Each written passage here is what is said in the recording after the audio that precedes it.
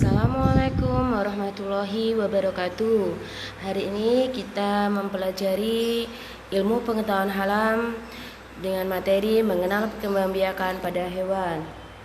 Perkembangbiakan di hewan itu ada dua, yaitu generatif dan vegetatif. Secara generatif yaitu perkembangbiakan secara kawin dan vegetatif secara tidak kawin.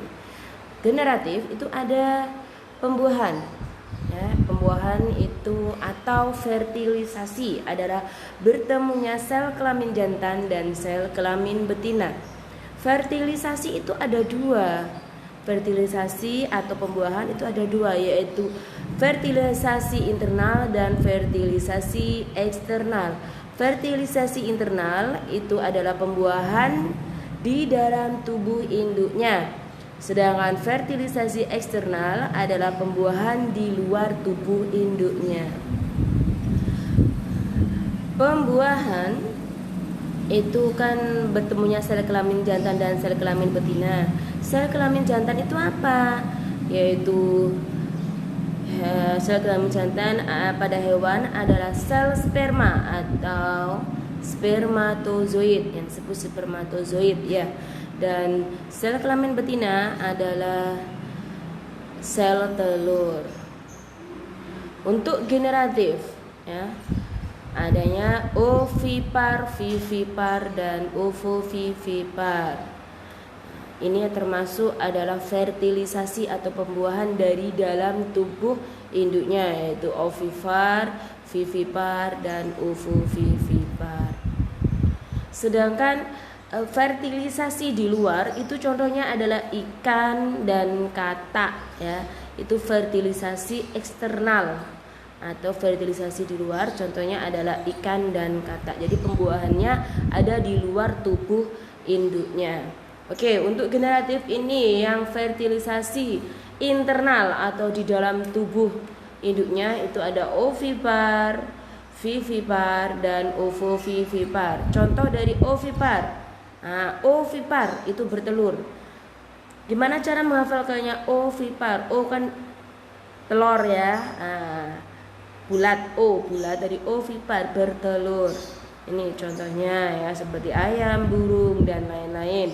Untuk vivipar yaitu beranak, kambing, apa ini? Kelinci, sapi atau lembu, dan lain-lain. Ovovivipar contohnya adalah platypus. Ini adalah hewan platypus ya. Platypus itu hewannya menyusui tetapi bertelur. Nah, ini juga ya. Ada ular dan lain-lain, buaya ya. Nah, untuk vegetatif contohnya adalah vegetatif ada dua. Ada tiga ya, vegetatif ada tiga, yaitu tunas, membelah diri, dan fragmentasi. Untuk tunas, hewan yang berkembang biak dengan tunas memiliki tunas kecil di tubuhnya ya, seperti ini tunas kecil di tubuhnya.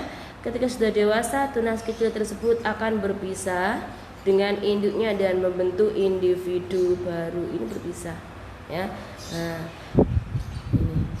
Ini tunas ya, membentuk tunas barunya. Kalau ketika dewasa dia akan melepaskan diri dan membentuk individu baru. Contohnya Hydra, Porifera, dan Coelenterata. Untuk membelah diri itu adalah hewan bersel satu. Jadi kita tidak bisa melihatnya ya, kecuali dengan menggunakan mikroskop karena hewannya ini bersel satu.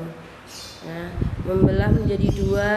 Nah, kemudian pada setiap pembelahan itu terbentuklah dua individu baru. Contohnya ini adalah Amoeba paramecium. Sedangkan fragmentasi itu adalah perkembangbiakan yang memotong pada tubuhnya sendiri ya. Jadi memotong pada bagian tubuhnya sendiri. Perbedaannya dengan membelah diri itu, kalau membelah diri itu membelah menjadi dua ya pada inti selnya. Sedangkan kalau fragmentasi ya ini memotong tubuhnya sendiri. Ketika tubuhnya memotong, maka potongannya itu akan membentuk individu baru. Contohnya itu adalah cacing pita.